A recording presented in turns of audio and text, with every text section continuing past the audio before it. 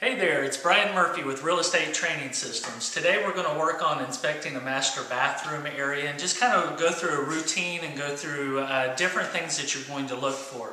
Now this particular inspection is not going to cover all possibilities, but what we can cover is just what we see today at this particular bathroom. So what we always try to do is start out with the equipment that's going to take the longest. In this particular case, the bathtub is a jetty tub, so we're going to have to fill it up. To facilitate the process, I already put water in the tub. This does one of two things. It helps us to make sure that the stopper is actually holding water, and then also we're going to have to check the jets here in a little bit. From there, we're going to inspect the shower. And then what we'll do is start out by looking at the outside of the shower. You can see where there's water damage on the floor here. And that tells us that the strip underneath the door, the weather stripping underneath the door, is in bad shape, and it's allowing water outside of the door. It's not really a good idea to have wood floors inside the bathroom, but in this particular case we do have it, and you can see where there's water damage to the wood floors. From there I'll move into the shower, and before I ever start the shower, I'm going to check the tile to make sure that it's not loose. I look at the condition of the bench and the grouting and the caulking around the bench, and I'll check the tile below the bench. Now I can tell you in this particular case, these type of benches inside of the shower leak on a regular basis. The most common area for these leaks are where the bench extends over the little knee wall below it. They almost never caulk below that, and that's where you're going to get water. So I start out by moving the shower head away from us so we're not taking a shower while we're here. And I'm going to point it towards the back wall where it gets some of the glass and it gets the bench as well. And then we'll operate the faucet. We always want to move the faucet all the way to the left. That way we can check to make sure it's getting hot water on the left. This particular faucet, you can see it turns around and around. They're not supposed to do that. So the faucet, we're going to write this one up for not functioning properly. Also, we have 4 grout lines around the edges, so we're going to write up the grout lines. What I'm going to do is let that shower run for about 15 minutes.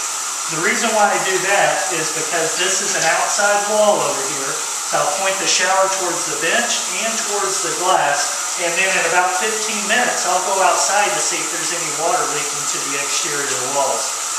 You know, for the purpose of the video, we're going to turn it off so we can talk without the water running.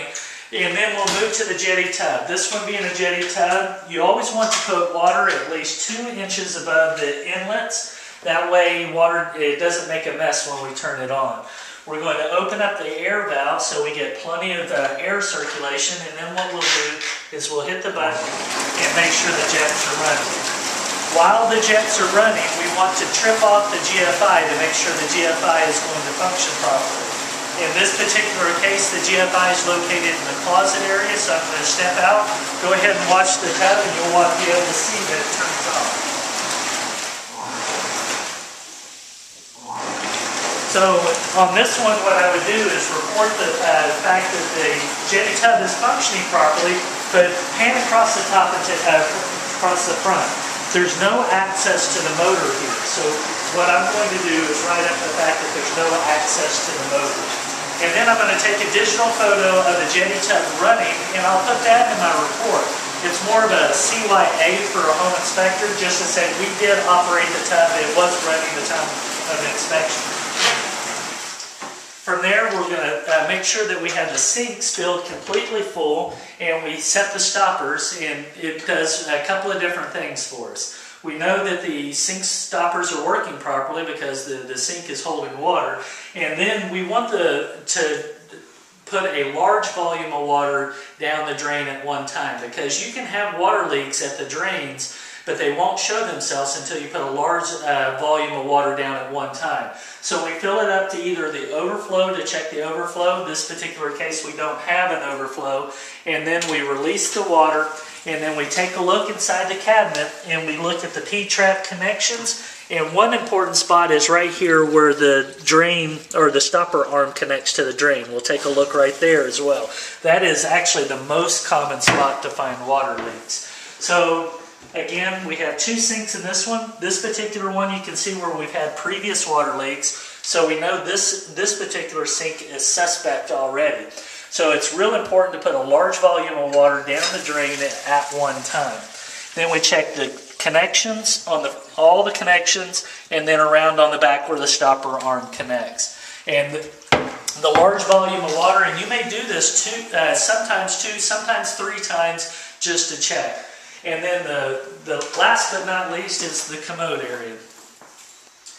What we want to do is we do a visual of the commode first, and just to make sure that it's secure to the floor. Instead of having to touch the commode, I'll just put my leg right underneath the front, and I'll push up on the commode and push to the side a little bit. They may shift side to side just a little bit. That's okay, but you don't want them to pick up from the floor.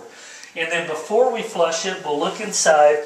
In this particular case, you can see where water is leaking into the bowl even after it resets. That is a deficiency that needs to be reported. We'll take the cover off, we'll look inside.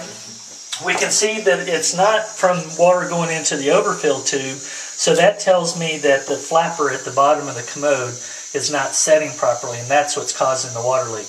We also want to flush it at least one time, and you can see water leaking from the tank valve. This tank valve is not supposed to do this, so this would be a deficiency that we would report. We'll put everything back the way we find it. I try real hard while I'm in a bathroom. I at least flush the commode 3 times just to make sure that it's not leaking water or that it's not going to back up as well. So that's just the short of it. This is a bathroom inspection by Real Estate Training Systems. Thank you.